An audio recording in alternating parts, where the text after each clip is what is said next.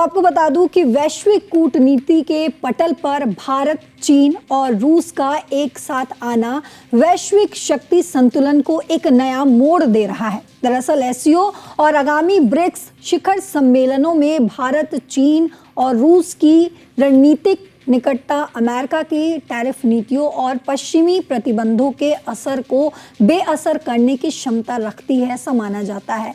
और अभी तक जहां तक पुतिन के आने की बात चल रही है, पुतिन जहां इसमें शामिल होने वाले हैं, तो वहीं अब ये भी चर्चा होने लगी है कि जिनपिंग जो है वो इस समिट में आ सकते हैं। एक तरफ जहां एनएसए अजीत डोभाल की बीजिंग में 25वीं विशेष प्रतिनिधि वार्ता और राष्ट्रपति शी जिनपिंग की नई दिल्ली यात्रा से सीमा पर शांति और स्थिरता की जमीन तैयार हो रही है, तो वहीं दूसरी तरफ रूस के साथ $100 बिलियन के व्यापार लक्ष्य और स्थिर ऊर्जा उर्वरक आपूर्ति सुरक्षा के दम पर भारत अपनी संप्रभु विदेश नीति और आर्थिक हितों को मजबूती से आगे बढ़ा रहा है। तो इसमें आपको टू द पॉइंट सवाल हम सर से पूछेंगे और आपको समझाने की, बताने की कोशिश करेंगे कि आखिर जो है जियोपॉलिटिक्स में भारत, चीन और रूस के एक साथ आने की जो उम्मीद एक बार फिर से जताई जा रही है, जो पिछले हमने एससीओ समिट में भी देखा था, जिससे कहीं ना कहीं हमने ये देखा था कि ट्रंप पर कैसे दबाव बना था, इस बार क्या हो सकता है। तो सर टू द पॉइंट आपसे एक सबसे पहला सवाल लेना चाहूंगी कि क्या भारत, चीन और रूस एकजुटता से ट्रंप एक बार फिर से जो है वो दबाव में आ सकते हैं? सीधा सवाल।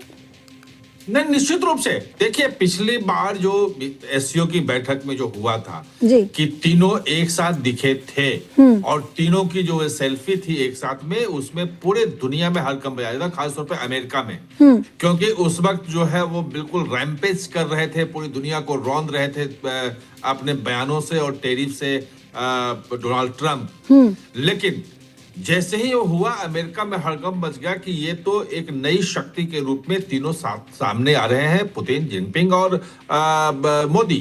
और उसके बाद आप देखिए कि अमेरिका के रुख में बदलाव शुरू हुआ और अगले साल उसके बाद सितंबर से ही फिर से जो बातचीत थी ट्रेड की, बाकी चीजों की, वो खत्म हुई। फिर गोर को नियुक्त किया गया। गोर जो है वो सर्जियो गोर वो भारत में एम्बेसडर बने और लगातार वो संबंध सुधारने की उसके बाद कोशिश हो रही है कि हम स्ट्रेटेजिक पार्टनर हैं, ये हैं, वो हैं, तमाम चीजें हो रही हैं।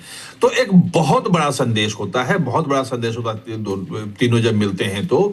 और पुतिन की तो मुलाकात पहले भी हो चुकी है, भारत आ चुके हैं पिछले साल, उसके बाद जो उन्होंने संदेश दिया था वो महत्वपूर्ण है। और ऐसे समय में देख भी रहे थे उस वक्त जब एससीओ समिट चल रहा था, तो आए दिन ट्रंप जो है भारत के लिए, प्रधानमंत्री नरेंद्र मोदी के लिए कुछ ना कुछ बयान देते रहते थे। टैरिफ की जो आपने बात करी, हर दूसरे दिन किसी ना किसी तरीके से वो टैरिफ में एक नया इजाफा करते थे। लेकिन उस एससीओ समिट में जब बीजिंग, भारत और रूस जो है एक साथ एक मंच से कई ऐसी चीजें बता रहा था जिससे हमने अमेरिका में हड़कंप मचते हुए देखा था। देखिए, सिर्फ बयान नहीं था वो 7 अगस्त को 25% का टैरिफ लगाया था। बिल्कुल। और उस दिन घोषणा कर दी थी कि 25% का टैरिफ हम लगा रहे हैं क्योंकि आप रूस से तेल खरीद रहे हो। और उसके बाद 25 अक्टूबर से वो 50% हो गया टैरिफ, 25% जुर्माना और 25% टैरिफ। बिल्कुल। उसके बाद भी भारत झुका नहीं। भारत ने कहा कि जितना भी लगाना है लगा लो, और भारत अडिग रहा। और जो एससीओ वाला जो फोटो था वो पूरी दुनिया को संदेश दे गया कि अगर भारत, चीन और रूस एक साथ हो जाएं, और रूस इसमें मध्यस्थता निभाया, पुतिन की बड़ी भूमिका उस मामले में थी, तो बातचीत जो है ना वो बात फिर दूसरी तरफ चली जाएगी। फिर ये एक ध्रुवीय दुनिया नहीं रहेगी। लेकिन खैर, भारत उसमें अपनी चीजें भी देख रहा है कि भाई अब चीन पे कितना भरोसा करें। चीन से कई चीजें जो आज आपने कही बात इंट्रो में कि बातचीत हो रही है जो रिप्रेजेंटेटिव की, उसमें जिसमें अजीत डोभाल गए हुए हैं, वहां के विदेश मंत्री वांग यी से बात कर रहे हैं, उसमें बड़ा डेवलपमेंट है, बहुत बड़ा डेवलपमेंट उसमें है। उसमें जो सीमा विवाद, आज तक शायद दर्शकों को मालूम नहीं हो कि भारत और चीन के बीच में कोई भी सीमा निर्धारित नहीं है, आज तक नहीं है। और 2002-3 से बातचीत चल रही थी कि हमें सीमा निर्धारित करनी है, उसमें कोई प्रोग्रेस नहीं हो रहा था।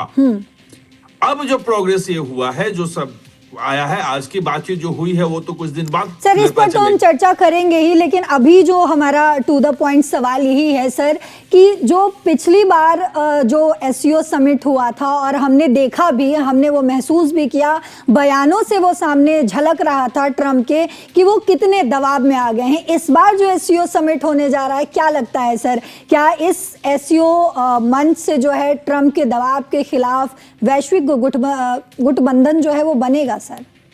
देखिए इस बार भी डर वही है। इस बार भी अमेरिका में एक प्राइवेट बिल जो आया था वहां कांग्रेस में, वो पास हो चुका है वहां कि भाई हम 100% टैरिफ लगाएंगे रूस से जो तेल खरीदेगा उस पे। और इस स्थिति में जब आप एससीओ में जब फिर वही डर वही धमकी जो है अमेरिका का है, ट्रंप कितना मानेंगे नहीं मानेंगे अलग मुद्दा है, लेकिन ये धमकी तो है ये। अब इसमें जो दोनों मिल रहे हैं, तीनों मिल रहे हैं, इसमें एक नई वैश्विक अर्थव्यवस्था की बात हो रही है। मतलब ये एक्सिस बनता हुआ दिख रहा है। और जो जयशंकर प्रसाद के साथ जो एस जयशंकर के साथ जो पुतिन की मुलाकात थी, और उसमें जो पुतिन ने कहा कि मोदी के कारण, मोदी के पर्सनल इक्वेशन के कारण वो भारत की हर जरूरत को पूरा कर रहे हैं। अभी ईरान के कारण आपका फर्टिलाइजर सप्लाई बिल्कुल एकदम खत्म होने की कगार पे था, और भारत में अगर फर्टिलाइजर की सप्लाई नहीं होती तो खेती खराब होती और भूखमरी की नौबत आ सकती थी। लेकिन पुतिन ने कहा कि हम भारत में जो फर्टिलाइजर है, जो उर्वरक है, उसकी सप्लाई सुनिश्चित कर रहे हैं। एक मतलब जरा से भी कमी नहीं होने देंगे, और नहीं होने दिया कमी। वो ये चीजें ये दिखाती हैं वहां पे कि जो एक्सिस बन रहा है वो है, और जो चीन के साथ जो विवाद की सिचुएशन है वो धीरे धीरे कम करने की कोशिश हो रही है। चीन की कंपनियों पे जो प्रतिबंध भारत में लगा था वो धीरे धीरे उठ रहा है। लेकिन अभी बहुत कुछ नहीं हो सकता, अमेरिका के साथ कोई संबंध नहीं होंगे। लेकिन हाँ, अमेरिका अगर ये चाहे कि हम भारत पे दबाव बना के कुछ कर लें तो वो संभव नहीं है।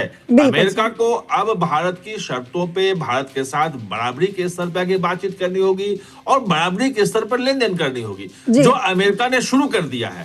चाहे वो क्रिटिकल मिनरल्स हो, चाहे वो अल्ट्रा वो मॉडर्न टेक्नोलॉजीज हो, वो हर तरफ अब भारत कोशिश कर रहा है कि हम साथ दिखाएं। और ये जो मैसेज जाएगा तो वो जो 100% टैरिफ की बात कर रहे हैं वो तो दूर चला जाएगा। और जो ईरान वाला जो अभी मामला है, जो ट्रंप ने धमकी दी है कि जो कोई भी ईरान के साथ जो व्यापार करेगा वो सब पे कार्रवाई करेंगे। अरे व्यापार जो है वो तो भारत का, आपने तेल पे प्रतिबंध लगाया हुआ ईरान पे, तो भारत तो तेल नहीं खरीद रहा है। लेकिन अगर आप व्यापार पे प्रतिबंध लगा देंगे तो भारत वहां जो दवाएं भेजता है, जो चावल भेजता है, जो खाद्य सामग्री भेजता है, भाई आयात निर्यात तो होता है ना, वहां से हम तेल नहीं लेते, लेकिन बाकी चीज तो वहां भेजते हैं। चीन हमसे भी ज्यादा वहां सप्लाई करता है। तो ये एक नया जो है वो वैश्विक ऑर्डर, वर्ल्ड ऑर्डर को जो डिस्टर्ब करने की जो ट्रंप की कोशिश है, उन कोशिशों के बीच ये तीनों की मुलाकात जो है वो बहुत बड़ा जवाब होगा। वो कोई छोटा मोटा जवाब नहीं होगा।